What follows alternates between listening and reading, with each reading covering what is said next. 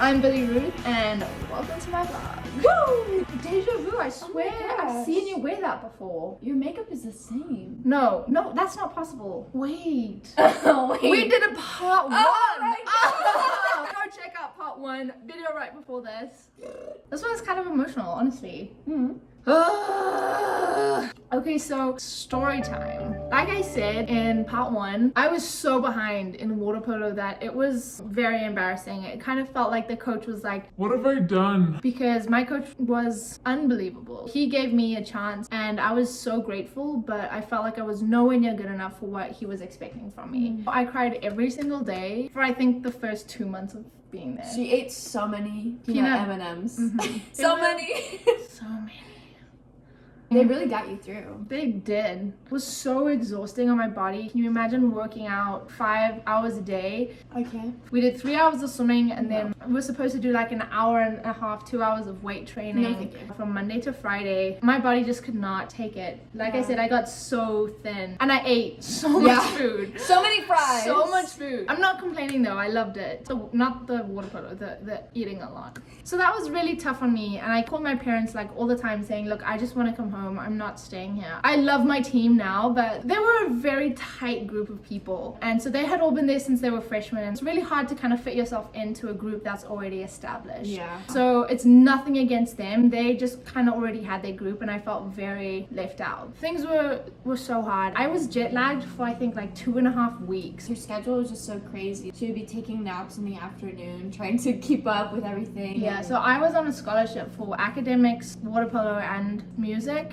That kind of meant that I had to keep a certain GPA, play water polo to a certain standard, and I had to attend private voice lessons and choir. So I had no free time. I had no time to catch up with my family back home, especially because they were sleeping when I was awake. And I just felt so far away from everything. I felt alone. I was in a relationship at the time with the most amazing guy. We had done long distance forever, so it wasn't new to us. But he was in Dubai and I was in America, and that is an exact 12-hour time difference. And I had no time to talk to him, call him, tell him everything that was going on, like the biggest changes in my life. We just couldn't communicate. So I was kind of trying to deal with holding together a relationship. And so I wasn't really looking at what was around me. So I wasn't making friends. I hated my school because honestly I just wasn't giving it a chance because I was constantly on my phone trying to connect with home instead of establishing a new one. That must have been so difficult. I can't imagine all that change just like that. So anyways, when my mom left, she just said one thing to me. She was like, Billy, do not get injured because you do not have insurance. Very heartfelt, Mom. I was like, Mom, I got this. This girl. If you met her. So my international friends, Jazz and Lou, we were like, hey, you can rent bicycles from the school. Did you know that?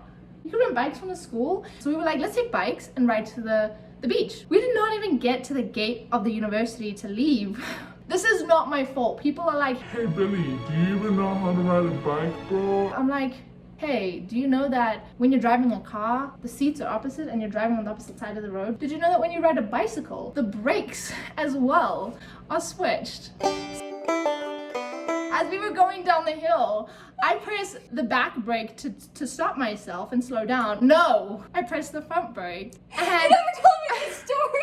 luckily I was in the middle of my two friends and I pull the front brake and the whole bike tumbles over and I head first over the handlebars onto the tar of the road. And I hit my head so hard and I chipped my 2 front teeth and I actually fall unconscious and got a concussion and didn't play water polo for a whole week. It was a super big setback and now I had a disgusting face. And I was like, well, what the heck do I do?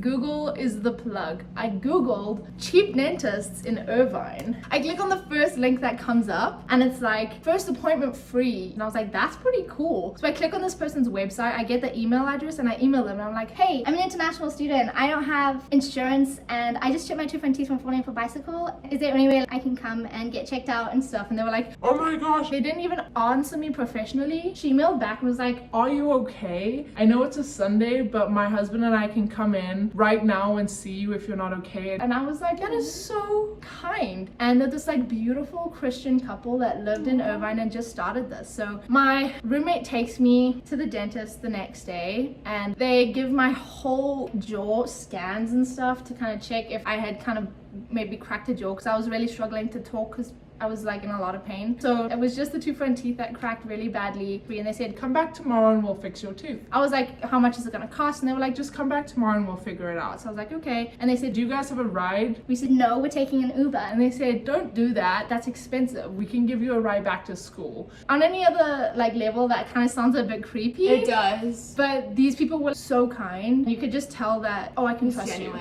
you. Yeah. And so they drove us back to campus and she was like, If you like, I can come and pick you up before your appointment tomorrow. That would save you money. and I was like, I would really appreciate that. Thank you. And so he fixed my teeth super beautifully.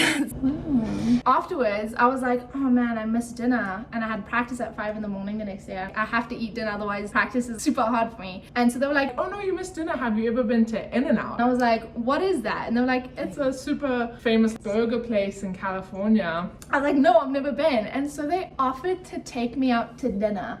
We go to In-N-Out and we start eating and we finish and we had the most amazing conversation. As we're walking out the door, there's this like big guy in a tux with his hair tied up and he's holding the door open for us to walk out. And I was wearing my tracksuit pants that had this tiny logo saying Concordia University. I walk out the door and this guy just says, Hey, do you play water polo for Concordia? and I was like, who said that? So I turn around because I knew he was talking to me.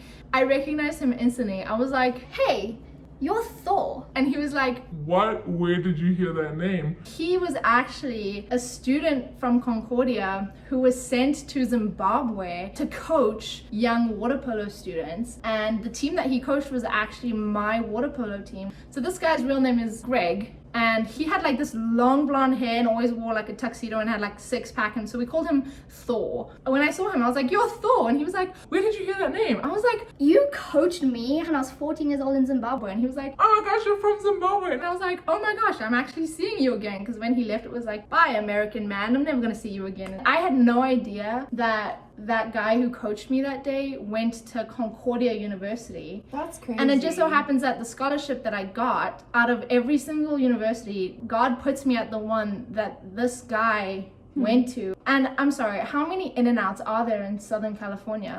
There are so many. How is it that he just so happens to be true.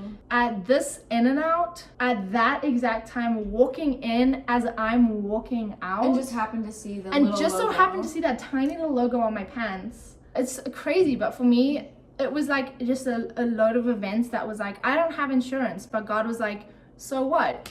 Your teeth get fixed within a few days. I was like, well, I don't want to be here. I'm not supposed to be here. And he was like, oh yeah? Well, here's someone who you know, like you are right where you need to be. I got home that night and I just cried. I was like, God, okay, like I am where you want me to be and I'm just gonna play it out, you know, and I'm gonna try my best. I worked my ass off at water polo. I just tried, Yeah, she you know, did. She did. I tried so hard. And when I came back this last semester, I was able to keep up. And so when I left school, I didn't feel like I kind of left anything undone because I kind of achieved what I had set out to do. And my mom was like, just stay until you get to where you want to be. Me thinking that was going to be 4 years was only 1. And I got to do what I wanted to do. I made the friends I needed to make. And it was so God, you know? Yeah, it was insane. So, Anyways, for today's vlog, that is it. thanks for watching. Thanks for watching, guys. Like, Comment subscribe if you haven't yet already. This beautiful face, and maybe me again. Who knows? And don't forget, Choose joy.